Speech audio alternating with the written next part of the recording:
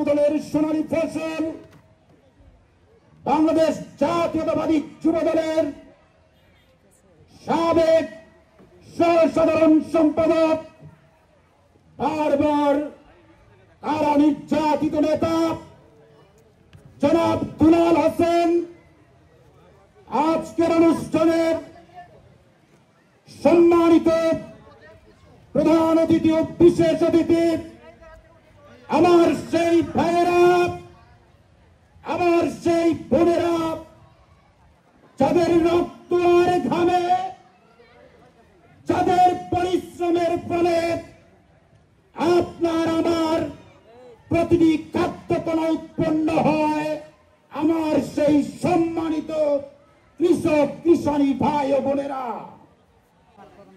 সম্মানিত উপস্থিতি, আপনারা ডকুমেন্টারিটি দেখেছেন। যে ডকুমেন্টারিটির মধ্যে দেখানো হয়েছে কি করে আমার দেশের কৃষক, আমার দেশের মাটির মানুষ পরিশ্রম করে ফসল উৎপাদন করে, সবজি উৎপাদন করে, অথচ দিন শেষে আমার সেই কৃষক ভাই, আমার সেই কিষানী বোন সেই উৎপাদিত পণ্যের সঠিক মূল্য পান না। আজকে এখানে আমার কিছু বোন, আমার কিছু ভাই অত্যন্ত সুচিন্তিত কথা বলেছেন। আমার ভাইয়েরা বলেছেন, শফিক মিয়া বলেছেন, জিয়াউর রহমান খাল খনন যখন করতে এসেছিলেন তখন উনি শহীদ প্রেসিডেন্ট জিয়াউর রহমানের সাথে খাল খনন করেছিলেন। আমাদের এখানে অনেকজন অনেক কথা বলেছেন। আমরা এই কৃষকের সমস্যার সমাধান করবো ইনশাল্লাহ।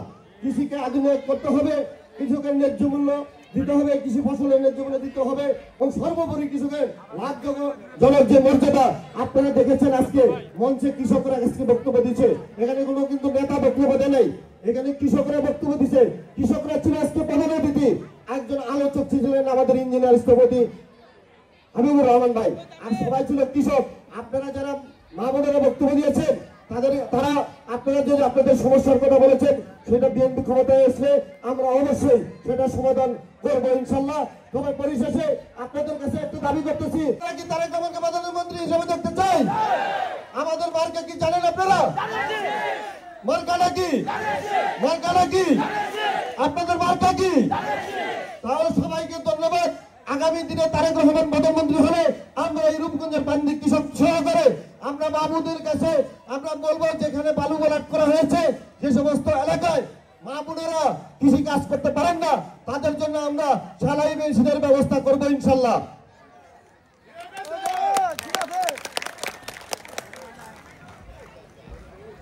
প্রিয় এলাকাবাসী, আমরা নামাজের টাইমে আছে 5 মিনিট ধৈর্য সহকারে আমাদের প্রিয় নেতা তারেক রহমানের বক্তব্য শুনুন। সবাইকে ধন্যবাদ।